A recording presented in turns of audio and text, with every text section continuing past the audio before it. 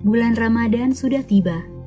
Walau di tengah pandemi COVID-19, umat muslim tetap menyambut sukacita datangnya Ramadan dan antusias menyongsong Hari Raya Idul Fitri 1441 Hijriah atau Lebaran 2020. Biasanya sebentar lagi kita memasuki masa arus mudik Lebaran.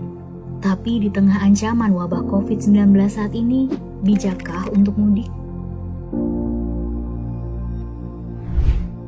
Mudik Hari Raya Lebaran identik dengan pergerakan jutaan orang.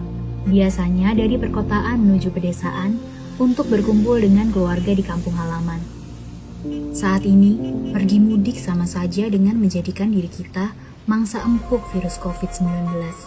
Karena virus COVID-19 dapat berpindah melalui pergerakan orang yang terinfeksi. Mudik saat ini menjadi aktivitas yang beresiko tinggi dan mengancam nyawa karena ada jutaan orang yang bergerak bersamaan ke berbagai wilayah di Indonesia. Di antara penumpang yang berada satu bus dengan kita, atau satu gerbong kereta dengan kita, atau satu pesawat dengan kita, bisa saja seorang di antaranya membawa virus COVID-19.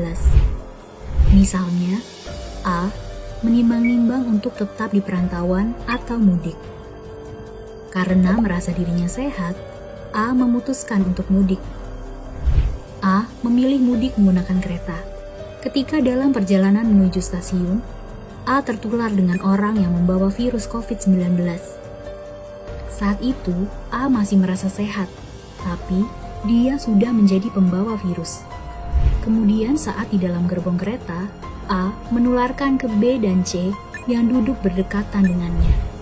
Ketika sampai di kampung halamannya, A, B, dan C menularkan virus COVID-19 ke keluarga mereka di desa masing-masing, dan virus COVID-19 pun menyebar luas di desa. Bayangkan jika ini terjadi pada jutaan orang.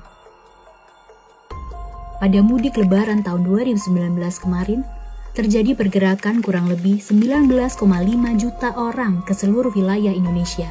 Mobilitas orang sebesar itu sangat beresiko memperluas penyebaran COVID-19 menjadi berkali-kali lipat.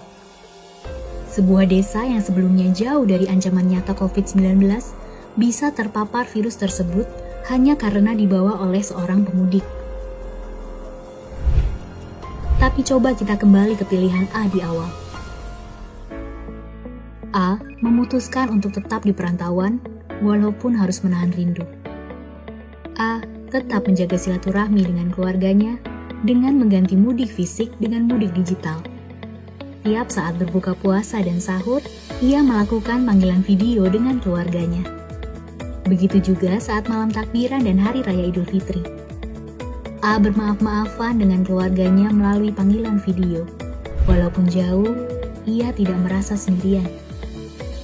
A tahu, ini hanya untuk sementara saja. A telah mengambil keputusan yang bijak karena ia melindungi dirinya sendiri, keluarganya, dan juga desa kampung halamannya. Pasti sulit rasanya untuk tidak melihat pasangan kita, anak-anak kita, orang tua kita, atau saudara-saudara kita di hari raya. Tapi meski sulit, inilah cara yang paling bijak untuk melindungi keluarga kita di kampung halaman. Dengan menunda mudik, kita tak hanya melindungi keluarga, tetapi juga tetangga satu desa, dan terutama diri kita sendiri. Mudah-mudahan, semua maaf lahir batin tetap dapat tersampaikan dan diterima dengan baik, walaupun hanya lewat telepon atau panggilan video. Ini akan jadi bagian dari pengorbanan dan ikhtiar kita untuk melindungi keluarga, supaya dapat berkumpul lagi dalam suasana yang jauh lebih baik. Mari menjadi pahlawan bagi keluarga kita, dengan menunda mudik sampai wabah COVID-19 mereda. Kita semua pasti bisa melakukannya dan melewatinya bersama-sama.